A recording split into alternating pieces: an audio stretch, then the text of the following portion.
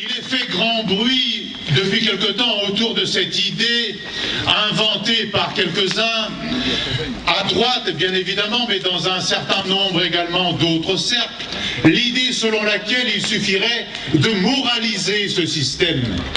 Mais ce n'est pas une question morale, et vous le vivez, vous, chaque jour. Par exemple, le conseil d'administration de votre entreprise n'a-t-il pas décidé de donner aux actionnaires de vos entreprises bien plus de dividendes que n'a réalisé de marge votre propre entreprise? Ils vont distribuer 6 milliards 800 millions de dividendes à des actionnaires maintenant de plus en plus privés, alors que les profits sont de 6 milliards 500 millions. Autrement dit, c'est un pillage, un surpillage de votre travail, alors qu'on refuse de vous augmenter vos salaires. Et donc vous avez raison, là encore, dans l'intérêt général, contre la crise pour relancer la consommation, de réclamer votre dû.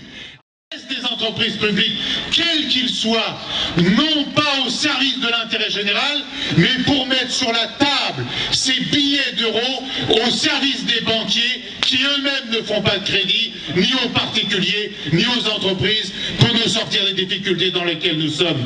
Donc, le combat, l'action que vous menez, oui, ce sont des actions d'intérêt général. Et quelqu'un a dit tout à l'heure qu'un certain nombre de décisions qui se mettent en œuvre ont à voir avec des décisions européennes. Oui, les directives européennes, ce qu'ils appellent sous leur vocable, dont on a du mal à comprendre tous les mots, les paquets énergie successifs, les directives énergie comme celle qui a eu lieu il y a à peine une dizaine de jours, et ce fameux traité de Lisbonne veut graver dans le marbre le fait que les services publics, tous les services publics, dont le service public de l'énergie, serait demain de plus en plus privatisé et mis dans la concurrence.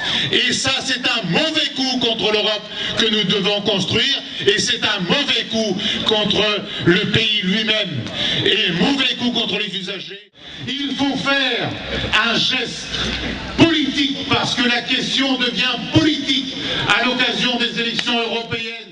Christian Piquet, avec Jean-Luc Mélenchon, avec tous mes amis du parti de gauche, c'est pour ça que nous mettons à votre disposition quelque chose de tout à fait neuf, de tout à fait nouveau dans le paysage politique, c'est-à-dire que nous construisons un front unitaire de la gauche qui veut vraiment que cette gauche reste à gauche pour changer vraiment la donne, pour changer de politique et même pour changer la gauche de telle sorte qu'elle soit véritablement à votre service. Et pour cela, vous n'êtes pas obligé d'approuver tout ce que nous disons. Ce n'est pas du tout indispensable. C'est un mouvement qui est à votre disposition, et c'est un mouvement qui est destiné à s'élargir sans cesse pour devenir un front citoyen et un front populaire, comme nous avons su le faire dans d'autres temps et qui avait abouti à la création de ces belles entreprises nationales que vous défendez aujourd'hui. Je vais passer la parole à M. Piquet, Christian Piquet de la gauche unitaire. Voilà. Vous défendez l'intérêt général, vous défendez le bien commun. Vous savez, amis, mes amis, vous vous battez ici, comme d'autres se battent, et nous sommes aujourd'hui majoritaires dans le pays. Le 1er mai, tous les sondages ont montré que 2 Français sur 3 interrogés étaient avec nous, soutenaient nos revendications. Nous sommes majoritaires dans le pays, salariés du public et du privé, travailleurs des services publics, chômeurs et précaires, petits cadres. Nous sommes majoritaires contre l'infime minorité de ceux qui depuis 20 ans soumettent la planète au dogme de la rentabilité maximale pour l'actionnaire. Parce que vos exigences, c'est une autre politique au service du plus grand nombre et non pas au service d'une minorité d'actionnaires.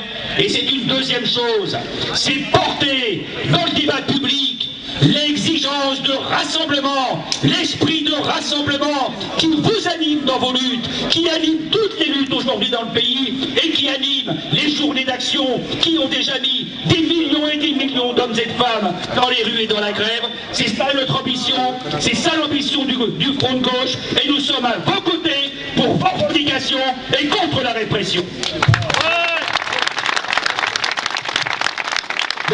Merci de ce soutien au Front massif quand même.